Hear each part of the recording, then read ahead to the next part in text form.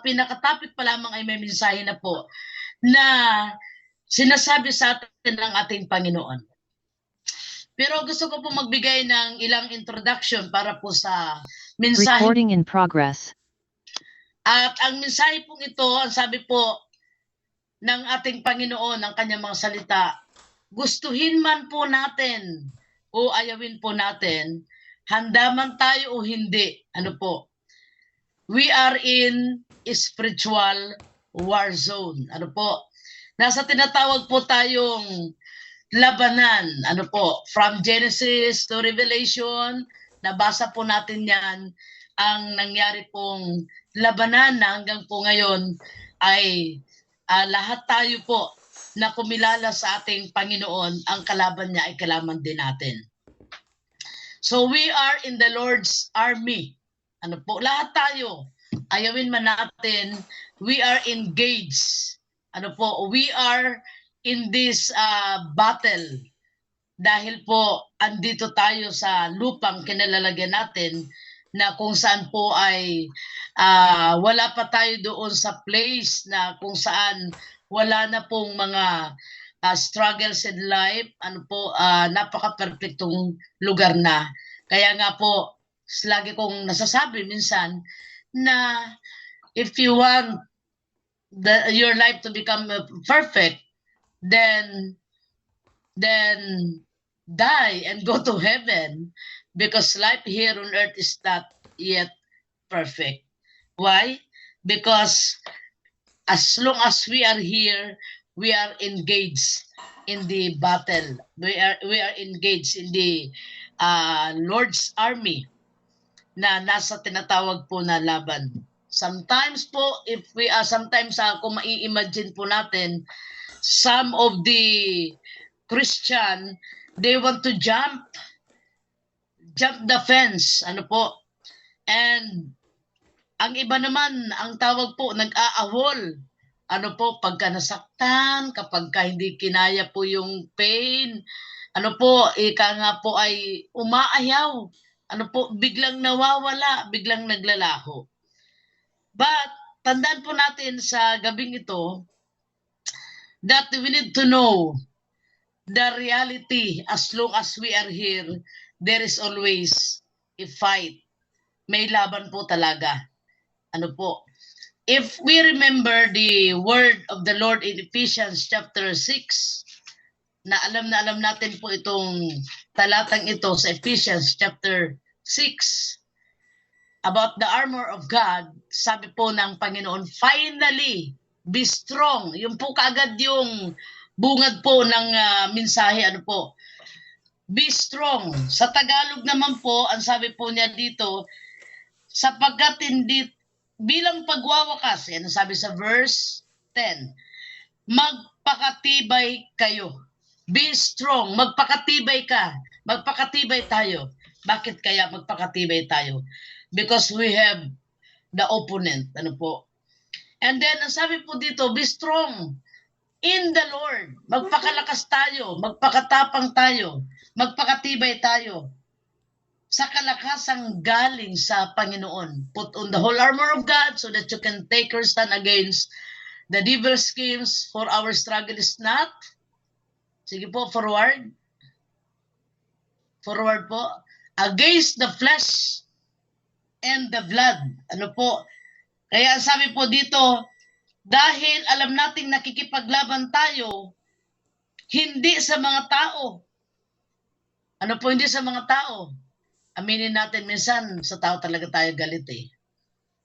Against the ruler, against the rulers, against the authorities, against the powers of this dark world, and against the spiritual forces of evil in the heavenly realms. Therefore, put on the whole armor of God. Sige po, tuloy lang. So that the days of evil will come, you may be able to stand your ground.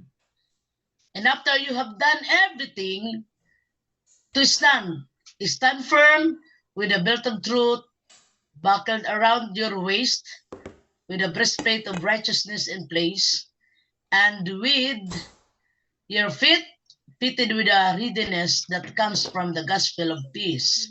In addition to all of this, take up the shield of faith, with which you can extinguish all the flaming arrows of the evil one.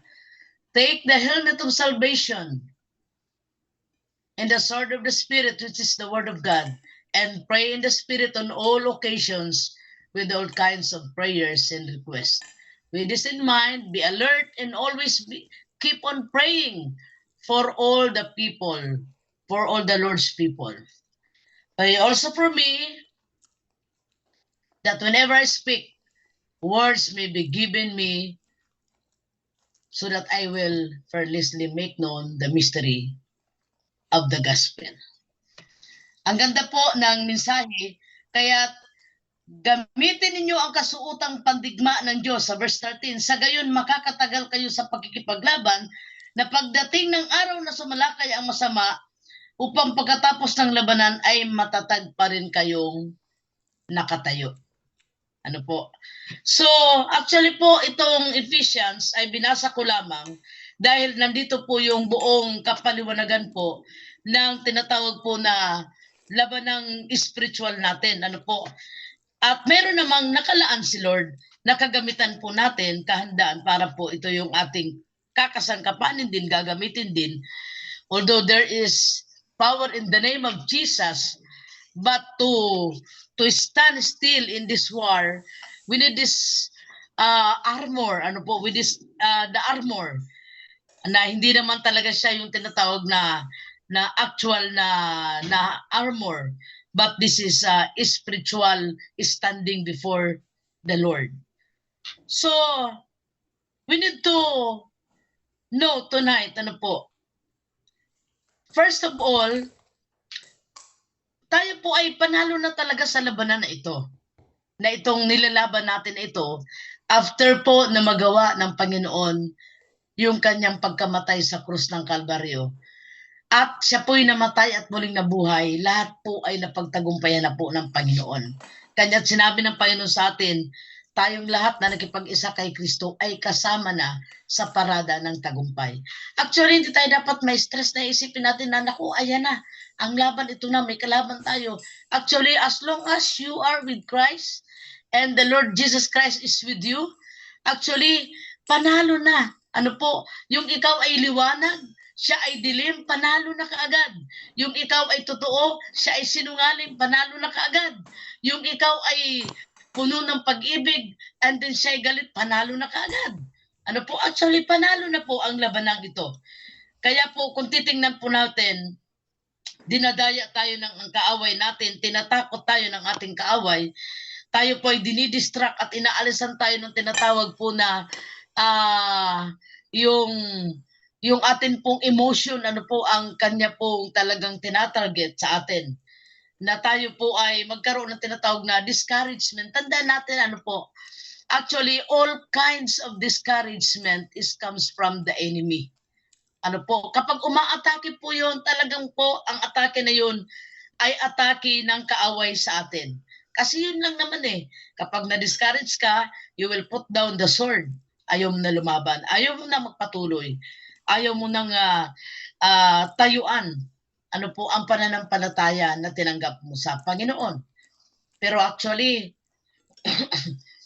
sa katotohanan lamang po, aminin po natin na marami na pong tinatawag na mga over-fatigue Christian, marami na pong tinatawag na mga burnout Christian, marami na pong tinatawag po na mga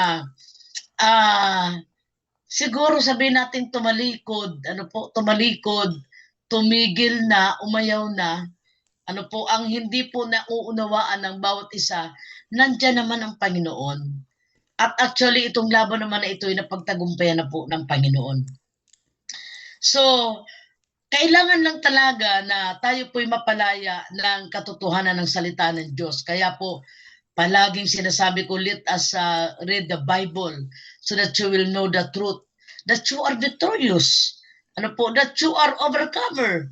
Dahil napagtagumpayan na ni Lord, tayong kaisa ni Lord, tayo na anak niya, na ang tawag niya sa atin, my beloved child, aking minamahal na anak. Ano po, ay inailaban na po ni Lord itong laban na ito, natapos niya na ito. At tayo po lahat ay tinatawag ng mga mananagumpay na anak ng ating Panginoon. So, kung titingnan po natin, yes, there is fight.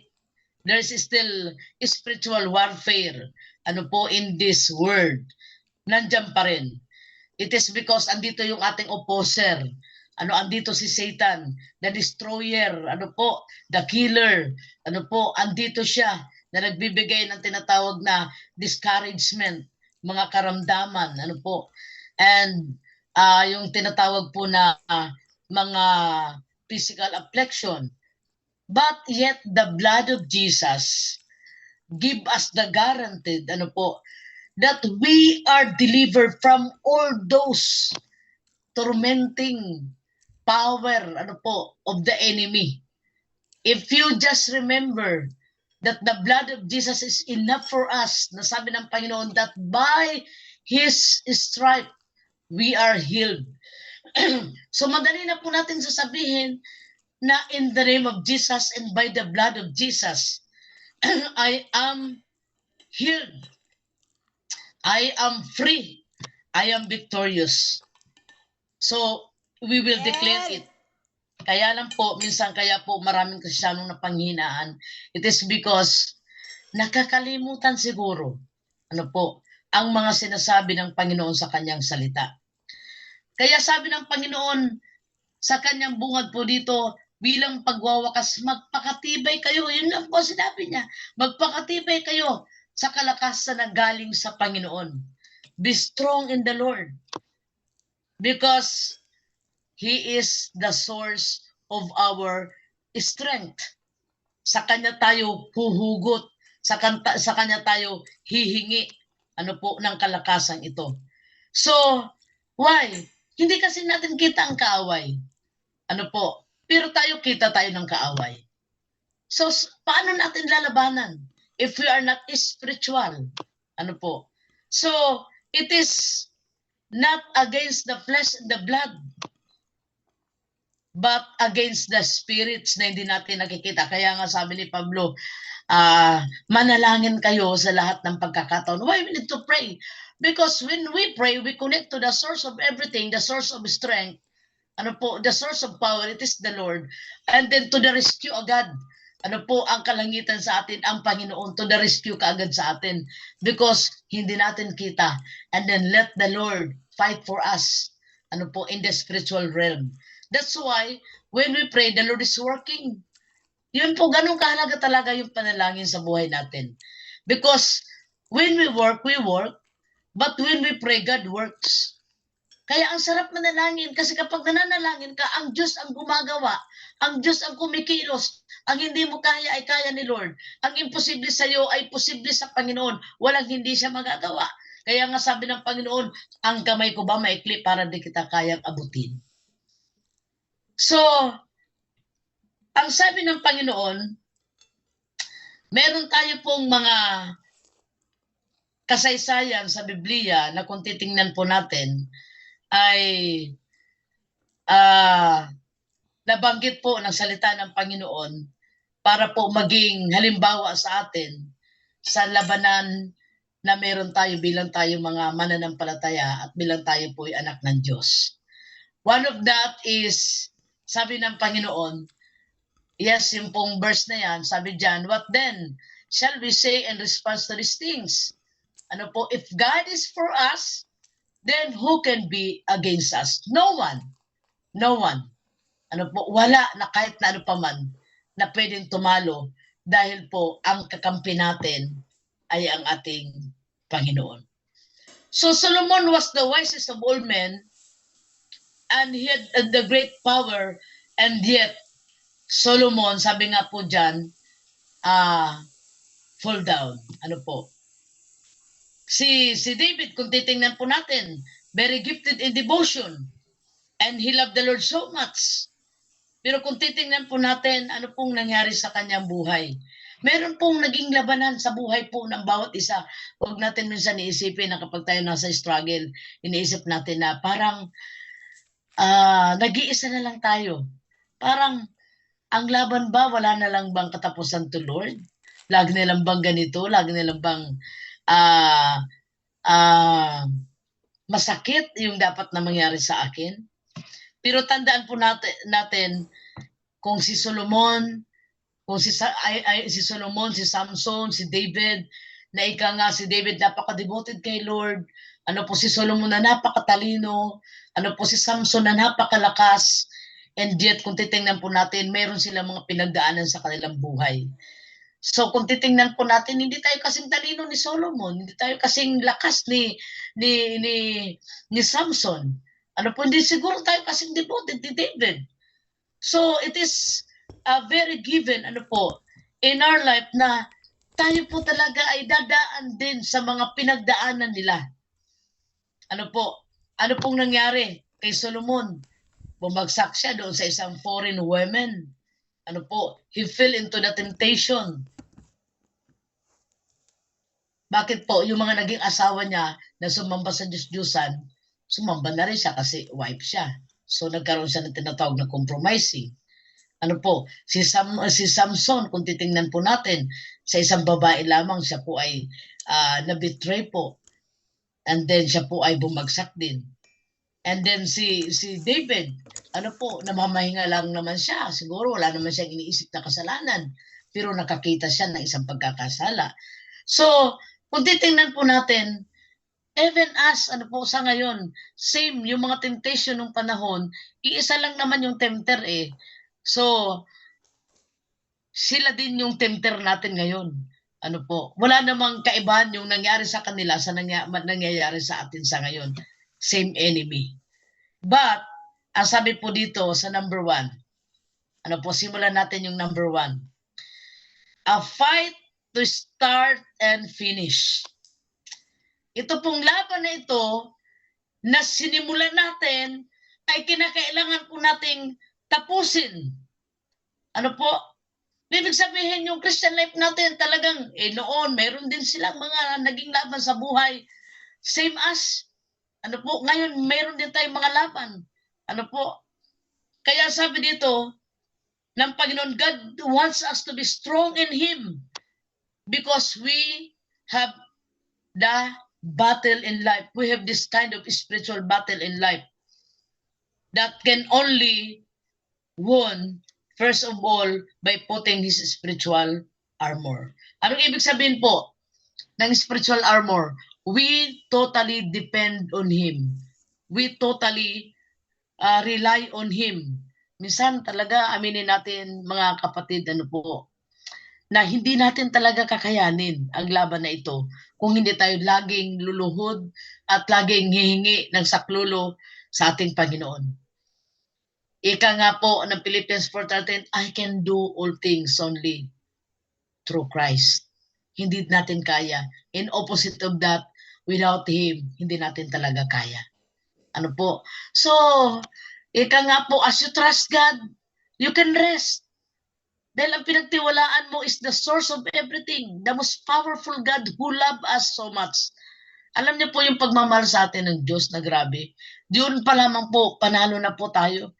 Dahil hindi niya kailanman pababayaan ang kanyang minamahal. Ano po?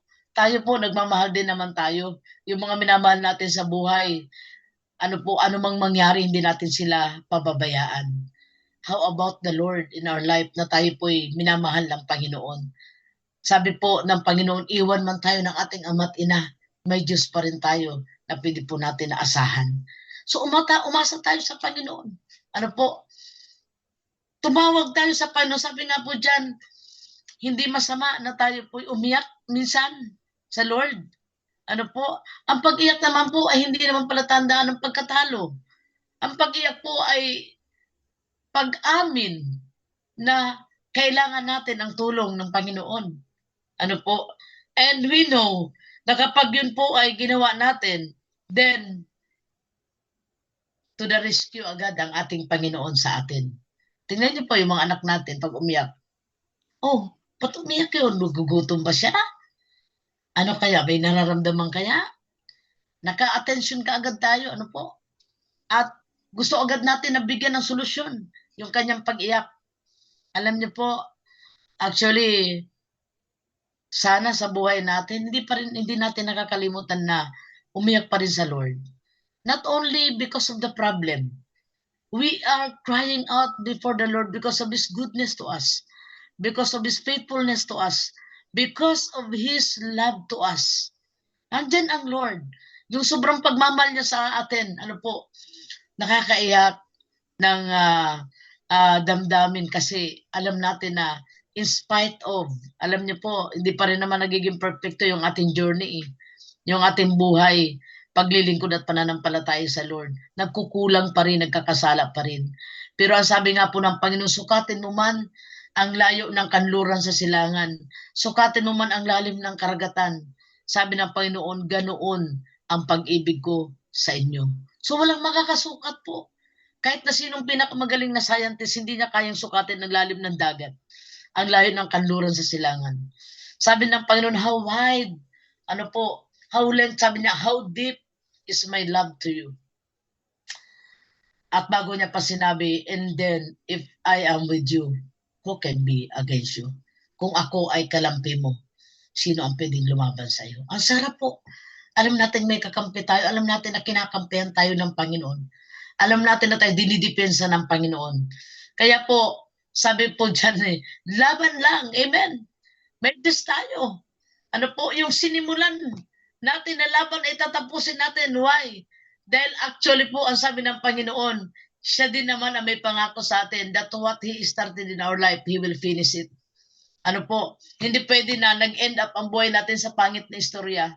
Hindi pwedeng nagtapos yung kasaysayan ng buhay natin sa masakit na kasaysayan. Ano po, sabi nga po dyan, dadaan lamang yung mga pains, dadaan lamang yung mga sugat, siya rin ang gagamot sa atin.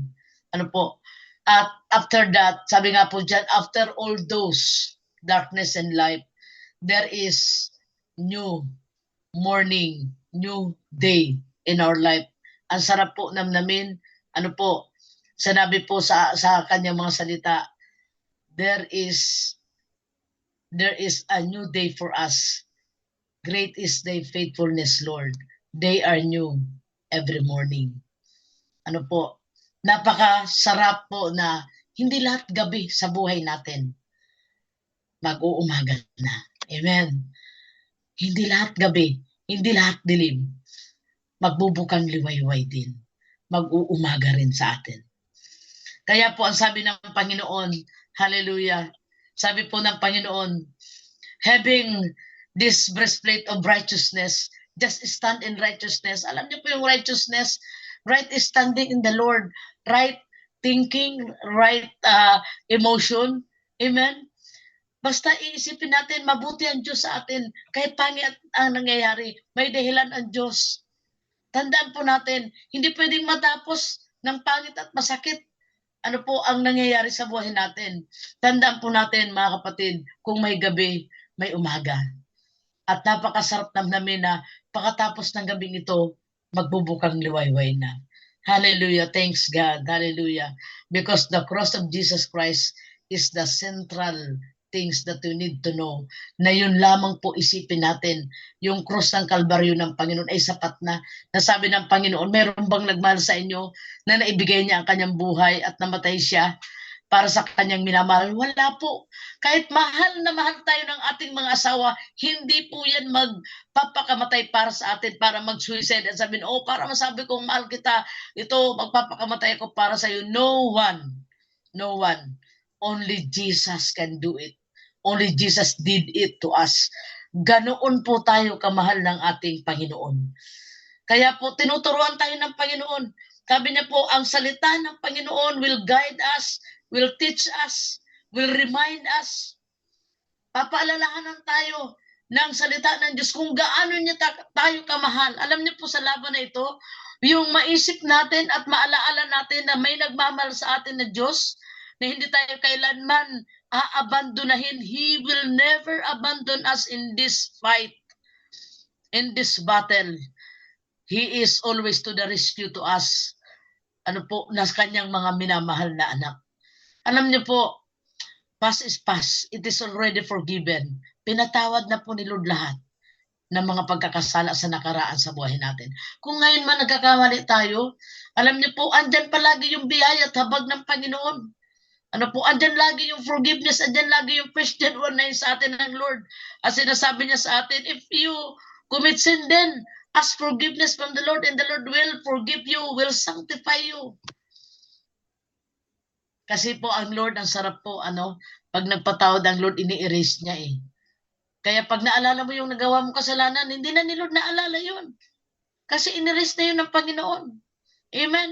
Kung ngayon, sa kalagayan mo ngayon, alam mo, ang situation natin ngayon, you are a beloved of God. Ikaw ay mahal na mahal at sobrang mahal ng Panginoon. At babalikan niya tayo dahil ayaw niya na siya nandoon mag-isa sa heaven. Gusto niya kasama niya yung kanyang mga minamahal. Kaya laban lang, mga kapatid. Amen. Laban lang. Laban na sisimulan natin at tatapusin natin. We will just stand in truth. We will just stand on the side of God. Tatayuan lang natin ang mga salita ng Panginoon. Tatayuan natin ang pananampalataya natin. Tatayuan po natin yung mga pangako ng Diyos sa atin. Alam niyo po, laging gumagawa ng kaparaanan ang Diyos sa buhay natin. Hindi po siya nawawalan ng solusyon sa lahat ng sitwasyon ng ating buhay. Ang sarap kayang awitin lagi, God will make a way. Amen. Gagawa ang Diyos ng mabuting daan para sa atin. Nasabi pa nga ng Lord, even ang wilderness kaya niyang patubigan, lagyan ng highway, just for the sake ng kanyang mga minamahal. Alam niyo po, sana madama natin ngayong gabi kung gaano tayo kamahal ng Panginoon. Yun lamang, panalo na po tayo sa laban. Na mayroon tayong Diyos na nagmamahal na lahat ay ginagawa para sa kanyang minamahal. At sabi ng Panginoon sa atin, number 2, ito'y laban ng tagumpay. Sabi po ng chapter 6, verse 13, kaya gamitin ninyo ang kasuotang pandigma na mula sa Diyos, sa gayon makakatagal kayo sa pakikipaglaban pagdating ng araw na sumalakay ang masama, at pagkatapos ng labanang ito ay matatag pa rin kayong nakatayo. Kaya hanggang ngayon magkakasama tayo. Amen. Hallelujah. Bakit po? Kasi po, ang laban po natin ay laban ng tagumpay na matapos ang lahat ng laban na ito sa buhay natin, matatag pa rin tayong nakatayo. Gamitin natin yung ating sandatang pandigma. Ano po yung sabi ng Panginoon? Yun pong shield of faith. That is our faith in the Lord. Increase your faith in the Lord. Lakihan mo ang tiwala sa Lord. Lakihan mo ang pananampalataya sa Panginoon. Kaya ni Lord yan. Kaya ng Panginoon. At kung ano ang kaya mo ang panampalatayanan, sabi ng Panginoon, nothing is impossible to those who believe. So panampalatayanan natin, paniwalaan natin, hindi natin kaya ng Panginoon. And yet, we have the sword of the Spirit. Amen? Na panangga sa lahat ng mga naglilihap ng mga palaso ng kaaway na araw-araw na kanya pong pinakakawalan sa atin. Nandyan ang salita ng Diyos na panangga natin. Ano po? Sabi ng Panginoon, He is our promise keeper. He is our way maker. Miracle working God. Our great loving God. Our Abba Father who knows the best for us. Kaya po, wag mong paniwalaan. Ano po, kung may nararamdaman ka, sabihin mo, karamdaman ka lang, may Diyos ako. Kung may problema ka ngayon, sabihin mo, sa problema mo, problema ka lang, may Diyos ako. Kung may pinagdadaanan ka ngayon, sabihin mo, problema ka lang, sirkumstansya ka lamang, may Diyos ako. Sabihin natin po, financial needs, may Diyos ako, the source of everything. So, sabi po ng Panginoon, this armor of God, that the word of God will be our shield. Ano po? Yung salita ng Panginoon ay sapat sa atin, kompleto at wala tayong hahanapin pa. Nandyan lahat ang pangako ng Panginoon. Napakaraming pangako ng Panginoon. At sabi po ng Lord, kailanman hindi siya nagsinungaling. Lahat po na sinasabi niya ay totoo po ito. Paniwalaan po natin, panampalatayanan po natin. Amen? Yung pong belt of truth natin, anong ibig sabihin po? Ay pagka ang sinturon po ay lumuluwag, ay nahuhubo yung ating pantalon. Ano po? So, nahuhubo yung ating pantalon, ay ibig sabihin ng belt of truth. Jesus is the way, the truth, and the life. Amen? Ang diablo sinungaling, ang Diyos ay katotohanan. Sinungaling ang dyablo. Ang nakikita mo sa wallet mo kasinungalingan yan. Amen. Nawala na, naubos na. Panantapalatayanan mo ang katotohanan. Ang Diyos napakaraming nakalaan para sa iyo. Kaya po, lagi mong kausapin. Ang dyablo, si Satanas, talunan ka sa pangalan ni Jesus. At lagi natin sasabihin, ano po, problema ka lang, composition ka lang, may Diyos ako. Amen? Masakit ang ulo mo. Sakit ang ulo ka lang, may Diyos ako. Hallelujah. May nangyayari problema sa bahay mo, sa pamilya mo, problema ka lang, may Diyos ako. So, you will not be naked and do not rely on your strength. Lagi pong sasabihin natin, andyan ang Lord sa buhay ko. The Lord is with me. He will never abandon me. He will never leave me. Alam niyo po, talagang aasahan natin na pasama ng pasama ang takbo ng mundo. Papangit ang situation natin. At palaki ng palaki ang mga problema. But tandaan po natin, parallel palagi ang pag-ibig ng Diyos sa atin. If you remember last January, sabi nga po ng Panginoon sa atin sa mensahe niya, mahirap po ang pagdadaanan natin this year. Napakahirap. Napakahirap natin lusutan ang pagdadaanan natin this year. But, the Lord remind us, sabi nga po, walang mahirap sa Diyos. Ano po? Kaya i-break natin yung 3 bad habits natin. Ano yung 3 bad habits natin? I can't. Ano sasabihin natin? I can do all things through Christ who strengthen me. It's impossible. Ano sasabihin natin? For God, nothing is impossible. It is too hard. Napakahirap. Ano sasabihin natin to break it? To break that habit? Napakahirap, napakahirap. Sasabihin natin, nothing is too hard for Him. Amen. Palaging alalahanin natin lagi.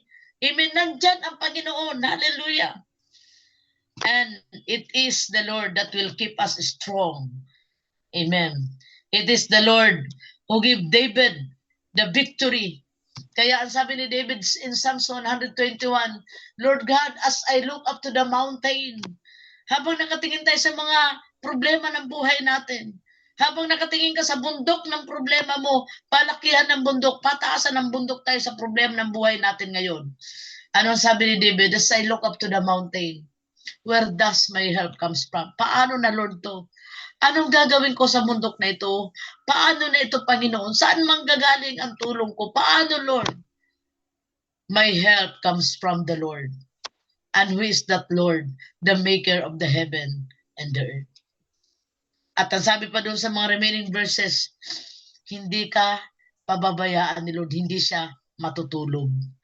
Ang sarap po, ang sarap, ang sarap, ang sarap pakinggan. Ang sarap damahin na habang tulog ka, pagod ka, sa laban mo, ano po, pagod ka. Sa mga circumstansya ng buhay mo, alam mo, andyan si Lord, yakap-yakap ka. Nariyan ang Lord, binibigyan ka ng rest, ng masarap na tulog, ng mahimbing na tulog. Sabi nga po dyan, hindi masama magpahinga. Amen. Dahil pinapagpahinga ng Panginoon ng kanyang mahal, na habang namamahinga ka, inaayos naman ng Diyos ang lahat sa buhay mo.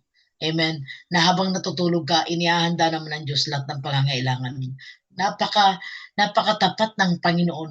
Wala akong sapat na salita ngayon para sabihin ko sa inyo ang kataga o terminology kung gaano katapat, kabuti ang Panginoon natin, ito na nagmamahal sa atin.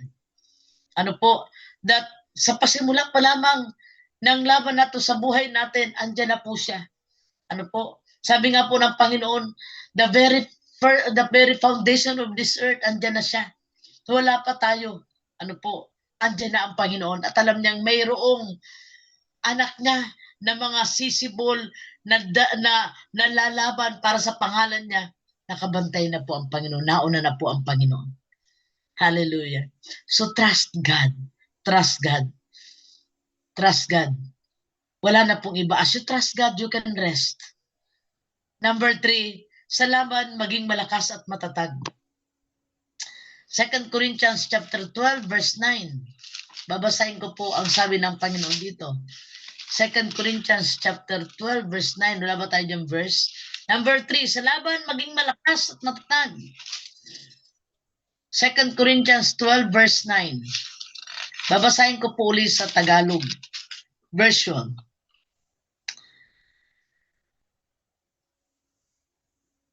Sabi po sa verse 9, ganito ang kanyang sagot, ang kagandahang loob ko ay sapat na para sa iyo, sapagkat lubusang nahahayag ang aking kapangyarihan kapag ikaw ay mahina. Kaya't buong galak kong ipagmamalaki ang aking mga kahinaan upang manatili sa akin ang kapangyarihan ni Kristo. Praise the Lord. His grace is sufficient for us. Sa panahon tayo mahina, malakas ang Diyos sa atin. Sa panahon na tayo ay mahina, nahahayag ang kapangyarihan ng Diyos. Siya ang nagiging bida. Amen. At masasabi natin na, Lord, I'm so weak now. Ako po'y napanghihinaan na ng loob din. Andiyan na po ang Panginoon. Hallelujah. Kumbaga po yung naka-rescue ka agad ang Lord because He is our, ang tawag po sa Tagalog, kapanalig, ano po, kaalyado, ano po, kaanib, o kaya kakampi. Andiyan na po agad ang ating Panginoon. So, napakaganda po na i-discipline natin ang ating mind that we will not focus to the mountains of life, but we will focus to the Creator. Amen. The Maker of the heaven and the earth, our lover, our Father. As we focus to Him, then we will focus how great is His love to us. Gaano ka kamahal ni Lord. Para masabi mo sa oras na ito na hindi ako pababayaan ng Lord. Makakaya ko ang lahat dahil nandyan ang Panginoon. Alam niyo po, ang katotohanan, kaya minsan tayo nanghihina, hindi naman talaga sa laban na eh. Kaya tayo nanghihina, kulang lang tayo ng kain ng salita ng Diyos. Naalala niyo ba si Elijah? Na nung siya inahabulan ni Jezebel ng pawang kasinungalingan, pumasok siya sa cave, tapos nanghihina siya doon, sabi niya, gusto ko na lang mamatay. Ano po? And then, ayan na, dumating ang angel. May dalang pagkain from heaven. Pinakain po si Elijah. Ang pagkain na yun ay pagkain na galing sa langit. At nang kumain si Elijah, muli siyang lumakas at nakapaglakbay siya ng another 40 days.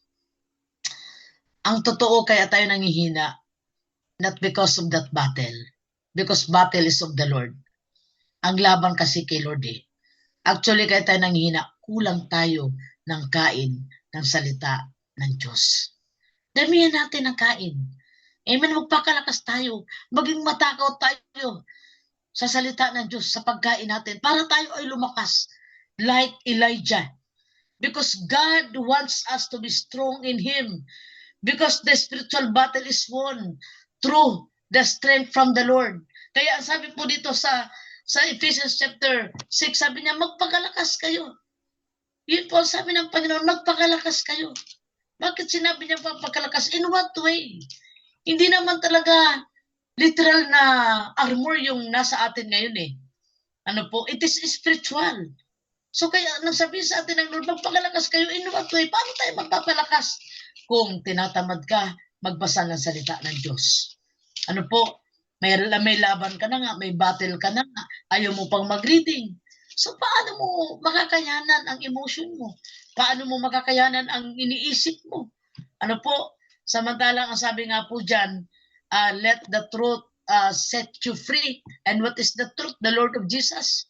And what is that? That is the Word of God. Because the Word of God itself is the Lord. Ano po? Pag nalaman mo ang salita ng Diyos at muli mong nakita ang sinasabi ng Panginoon, then you will arise again and then you will strengthen again. Tuloy ang laban. Amen. Kaya po ang ating topic po is laban lang, may Diyos tayo. Alam niyo po sa laban na ito, kung wala tayo kay Lord, ang dami na pong naluka, ang dami na pong nasa mental hospital, ang dami na pong nag-suicide, ang dami na rin pong nagkasakit sa stress, at po nagkaroon na po ng tinatawag na chronic disease because of the stress. Marami na rin po ang nasa sa sementeryo. Ano po? Bakit? Lumaban sila na hindi nila kasama sa laban ang Diyos na makapangyarihan sa lahat. Ano po? Hindi talaga natin kaya, mga kapatid. Even tayo ng mga Kristiyano, sabi nga po ng John chapter 15, apart from Him, We are nothing. Kahit matalino ka, anointed ka, gifted ka, nasa iyo na ang lahat. Pag hindi ka sinamahan ng Diyos, walang mangyayari. Even to your ministry, even to your personal life, wala po talagang mangyayari. Actually, sabi nga po ni Zechariah, not by might nor by power, but by the Spirit only of the Lord. That anointing is from the Lord. That gift is from the Lord. Actually, talent is from the Lord. Strength is from the Lord. Everything that we have is from the Lord. Kung hindi tayo sasama ng Diyos, kahit anointed tayo, paano na tayo? Sa ginagawa mo, kapag di ka sinama ng Panginoon, kawawa ka. Actually, ang pinakamasirabling tao sa mundong ito, hindi po yung walang pera. Yung pinakamasirabling tao po ngayon ay yung wala ang Panginoon sa buhay niya. As long as the Lord is with you, then, laban lang kapatid. Laban lang, may Diyos ka pala eh. Andiyan pala si Lord eh. Amen? Kaya po, nangihina tayo, kulang tayo sa kain ng salita ng Diyos. Ano po? Nilalabanan mo ang lahat ng sitwasyon sa buhay mo sa pamagitan ng kaiisip. Hanggang nagkaroon ka na ng headache. Ano po? Hanggang sa hindi ka na makatulog. Dahil napasok ka na, naatake ka na ng tinatawag na stress in life. So pray. Pray. Pray. Sabi ng Panginoon. Ibig sabihin, when you pray, then the Lord is working. As you wait, the Lord is working. As you wait on the Lord is working. Huwag mong isipin na, bakit nananalangin naman ako? Nung isang buwan pa nga, bakit hanggang ngayon wala? Tinatrabaho na po ni Lord. Just wait. Just wait. Hindi pwedeng magtapos ang buhay natin sa pangit at mapait na sitwasyon. Ano po? No, never. Magbawakas ang buhay natin sa laban na ito. Nasabi po dito sa verse 13 na nakatayo pa rin tayo matatag. Amen. Dahil nagpakalakas tayo sa ating Panginoon. So tandaan po natin, in order for us to win the battle of our mind, actually ang labanan talaga nasa isipan eh. Ano po? Ang dami nating iniisip. Pagka minsan overthinking na tayo. Mas maganda siguro yung faith over faith siguro. Dagdagan natin yung faith. I-increase natin yung faith. Wala namang magiging over sa faith natin. Mas maganda siguro na ang dagdagan natin yung pananampalataya natin. In order for us to fight a good fight of faith. Ano po? So kailangan po natin ngayong oras na ito aminin sa buhay natin na hindi talaga tayo ang dapat lumalaban. Kaya nga po, kapag kalaman na, manahimik ka na lang. Kapag alam mo ang gumagalaw na ay laman, ang umaandar na isip, alam niyo pag ang umandar isip, ang result worries. Ano po? Kapag ang umandar sa iyo ay ang laman, ang result sa iyo is babagsak ka sa tinatawag na immorality, babagsak ka sa tinatawag na stress in life, worries in life. But if you know tonight that in your battle in life, in your journey, it is the battle of the Lord. It is the fight of the Lord. Kumbaga, pag inimagine mo po, nasa likod ka ni nanay, nasa likod ka ng tatay. Nay, ayan inaway ako kanina. Ayan, lalabanan nyo ng nanay. O, ba't inaway mo yung anak ko? O, di ba, hindi nila kaya ang nanay, ang tatay. That is, in spiritual, realm. That is what the Lord is doing to us. He is fighting for us. Inilalaban na po ni Lord yung laban mong yan. Amen. So rest in the presence of the Lord. Why not sing? Why not worship Him? As you are now in the battle, gawin mo na lang umawit ka sa Panginoon. Ang sarap po, araw-araw kinakanta ko yung Raise a Hallelujah. Ang sarap pong kantahin. The heavens will fight for me. Amen. Because our battle is of the Lord. He will fight for us. Ang charge ng Lord sa atin, ang utos ni Lord sa atin, isa lang, be strong. Be strong. Huwag kang panghinaan ng kalooban. Kasi ang sinisira talaga sa'yo ng diablo ang emotion mo. Kumbaga, binibigyan ka niya ng discouragement. Ang salita ni Lord isa lang, be strong. Magpakatapang ka, magpakalakas ka lang. Kasi ako naman ang lumalaban eh. Our defense is unstoppable. As we are asleep, as we are resting, so the Lord is not sleeping. He is fighting for us. Our offense is unstoppable. Our defense is impossible. Kaya ang sarap-sarap po na namnamin ang salita ng Panginoon. It is because ang kanyang mga salita po ay sapat na. Para po tayo ay magkaroon ng tinatawag na tapang ng ating kalooban. So let us declare tonight, sa ating pagtatapos, let us declare tonight that fight and the battle that we have is fight and battle of the Lord and not us. So, sabi po ni Lord sa Luke chapter 10 verse 19, behold, I have given you authority to tread on the serpents and scorpions and over all the power of the enemy, and nothing shall hurt you. Binigyan ko kayo ng kapangyarihang tapakan. Tapakan natin in Jesus' name, ikaw na sama ng loob, galit, inanakit. Amen, paninirang puri, lahat ng pangwawasak ng dyablo, nasa ilalim kita ng paa ko sa pangalan ni Jesus. Binigyan ko kayo ng kapangyarihang tapakan ang mga as at mga alakdan at ang lahat ng kapangyarihan ng kaaway at walang makakapanakit sa inyo. In the name of Jesus, by the blood of Jesus, by your testimony, by your declaration. Di ba naalala niyo yung aking tinuro sa inyong spoken words? As we declare, as we speak out, there is power. Why? Nagbabantay si Lord kapag ang sinabi mo ay patungkol sa Kanya, andyan ang Panginoon. Pero kapag ang sinabi mo ay yung ginagawa ng enemy, then the enemy is the one that who is present. Kapag positive kay Lord, kapag negative sa kaaway. So as we declare, amen, victory is for us.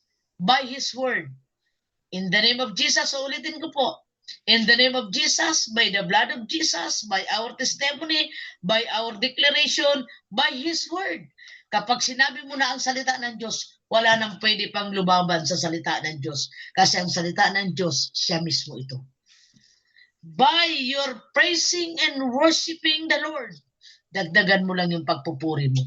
Sa mga panahong mahirap, sa mga panahon na masakit, sa mga panahon na di mo maunawaan, just be in the presence of the Lord. Like an eagle, go to the mountain. Amen? To the top of the mountain. What is that? The presence of the Lord. Nandoon siya. Nakatitig lamang sa araw ang isang agila.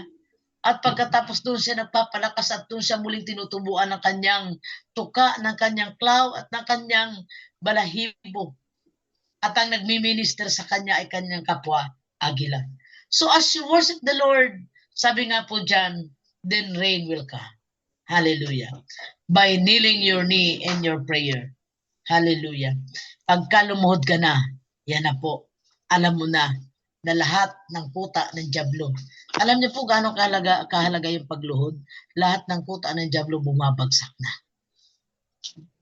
Ephesians 4:17 to 32, huwag ninyong bigyan ng pagkakataon ng dyablo. Amen. So kapag mayroon pong atake sa isipan mo, lahat po yan kasinungalingan ng dyablo. Because enemy is liar. Tandaan po natin lagi, may Diyos tayo. Ang magnanakaw, wag na magnakaw sa halip sabi po dito, magkaroon ng marangal na ikabubuhay para makatulong. Sabi po dyan, huwag kayong gumamit ng masasamang salita. So sa battle po natin, much better for us to keep silent and pray and kneel down and worship the Lord and read His word than to speak out. Negative things. Huwag kayong gumamit ng masasamang salita. Lagi niyong sikapin ang pangungusap niyo ay makakabuti at angkop sa pagkakataon upang pakinabangan ng makakarinig. Huwag na ninyong saktan ang kalooban ng Espiritu Santo sapagkat siya ang tatak ng Diyos sa inyo, ang katibayan na kayo tutubusin pagdating ng takdang araw. Alisin na ninyo lahat ang sama ng loob. So para po walang point of entry ang kaaway sa atin. Amen? Sama ng loob, alisin, magpatawad. Ang forgiveness po ay erase. Yan po ang ibig sabihin po niyan. Ibig sabihin, burahin mo na. Kalimutan mo na. Alisin na lahat ng sama ng loob, puot, galit. Huwag na kayong mambubulyaw, manlalait, mananakit ng damdamin ng kapwa. Sa halip, maging mabait kayo at mawain. Magpatawad kayo sa isa't isa tulad ng pagpapatawad sa inyo ng Diyos. Alam niyo po, yung forgiveness, iiwanan ka ng diablo when you forgive. Wala na po siyang hold sa iyo. As you release forgiveness. Kapag nasa iyo na ang pag-ibig ni Kristo, wala na pong hold ang kaaway sa iyo. Iiwanan ka na. Sa pangalan ng Panginoon, ito ang sinasabi ko sa inyo, huwag na kayong mamuhay tulad ng pamumuhay ng mga walang pananampalataya sa Diyos. Amen. Dahil tayo naman po ay mga mananagumpay ng mga anak ng Diyos, na tayo po ay galing doon sa dilim, nilagay na ng Diyos sa liwanag. So, huwag na tayong pupunta pa doon. Para ano po? Kasi doon sa dilim, pwede kang saktan doon. Sabi po dyan, may danger po doon. Kaya sabi dito, mamuhay na kayo ng pamumuhay na sinasabi ng Panginoon. Sa pangalan ng Panginoon ito ang sinasabi ko, huwag na kayong mamuhay tulad ng pamumuhay ng mga walang pananampalataya sa Diyos. Parang yung unbeliever attitude, dapat huwag makita sa atin. Walang kabuluhan ang kanilang iniisip. Sa verse 18, at wala silang pangunawa dahil sa kanilang kamangmangat at katibayan ng at kapangitan ng ugali. Wala silang bahagi sa buhay na kaloob ng Diyos. Sila'y naging alipin ng kahalayan, wala na silang kahiyang kaunti man lang. Kaya po, huwag tayong magtaka. Yung mga unbeliever po talaga, yung mga walang pagkakilala sa Panginoon, hindi po sila nahihiyang gumawa ng masama at magsalita ng masama. Wala silang inaatupag, kundi pawang kalaswaan. So, hindi po tayo doon. Amen. Hindi po tayo doon. Kasi dito tayo sa kapanalig ng Panginoon na tayong mga mananampalataya, wala sa atin itong mga bagay na ito. Hindi ganyan ang natutunan ninyo kay Kristo. Napakinggan na ninyo ang aral ni Jesus at natutunan na ninyo ang katotohanan nasa Kanya. Iwan na ang dating pamumuhay. Hubarin na ang dating pagkatao na napapahamak dahil sa masamang pagnanasa. So ang kapahamakan natin, not because of the battle na sinasabi ng Panginoon na laban niya sa atin. Kaya lang tayo napapahamak because of this attitude that we have in our life. Ano po, yung mga pagkatao na ika nga po na bumabalik sa dating pamumuhay. Sabi po dito na dahil doon napapahamak po tayo. Actually, yung laban tinapos na ng Lord. Pero bakit napapahamak ka? Binabalikan mo yung mga ugali na dati na isuko mo na sa Panginoon. Napapahamak ka dahil sa masamang pagkatao na binabalikan ng iyong sarili. Masasamang pagnanasa. Magbago na kayo ng diwa at pag-iisip.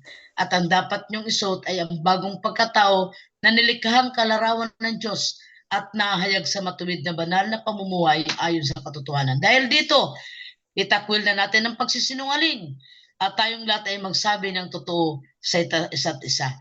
Alam niyo po, pagka tayo nagsinungaling, ang diablo is liar. So, ibig sabihin, kakampi niya ba tayo? Hindi pwedeng ganun. Kakampi tayo ng Diyos. Tayo po sa katotohanan lang. Kaya sabi dito, huwag na magsinungaling. Sapagkat tayo bahagi ng isang katawan. Kung magagalit man kayo, iwasan ang kayo, huwag magkasala. Huwag niyong hayaang lumubog ang araw na galit pa kayo. Kung nagalit man, at least huwag umabot ng gabi. Ano po? Pray in the Spirit in all times. Fight the good fight of faith. Ano po? And again, Zechariah 4, sabi ng Panginoon, for your battle is not yours, it is of the Lord. Not by might nor by power, but of the Spirit of the Lord. Sabi ng 2 Corinthians 2:14, the conclusion is this, ngunit salamat sa Diyos, 2 Corinthians 2:14, at lagi niya tayong isinama sa parada ng tagumpay ni Kristo dahil sa ating pakikipag-isa sa Kanya. Amen. Let us be united in the Lord. Amen. Huwag natin sasaktan ang kalooban ng Espiritu. Ano po? Huwag tayong hihiwalay sa Panginoon. Talo po tayo pag tayo humiwalay. Dahil siya lang po ang tanging kakampi natin. At sa pamamagitan niya, pinalaganap ng Diyos sa lahat ang mabangong halimuyak ng pagkakilala natin sa Kanya. He said, 2 Chronicles 20:15, King Josaphat and all who live in Judah and Jerusalem, this is what the Lord says to you. Do not be afraid or discouraged because of this vast army, for the battle is not yours, but it is of God. Diyan po natapos ang ating mensahe in 2 Chronicles chapter 20 verse 15. So, hindi ko sinabi na wala nang struggle, wala nang problema dahil hanggat tayo nandito, mayroon po yan. Pero po lagi nating alalahanin, sa laban natin na ito, may Diyos tayo. Amen. Kaya lagi nating sasabihin at lagi nating idideklara sa ating buhay, problema ka lang, karamdaman ka lang, amen, sakit ka lang, may Diyos ako sa buhay ko. Amen. Na lahat ay kaya niya sa buhay natin. Na lahat ay magagawa niya. Na lahat ay kaya niyang ibigay sa atin. Amen. Kaya tandaan po natin, meron tayong Diyos na hindi lamang lumalaban para sa atin, nagmamahal sa atin ng sobra-sobra, ng higit sa kanino pa mang nagmamahal sa atin. Amen? So enjoy the love of God, feel the love of God, rest in the love of God. Amen. For your battles is not yours, it is of the Lord. Amen. Laban lang. Amen. May Diyos tayo. God bless everyone. Love you all. Mahal ko kayo sa Panginoon.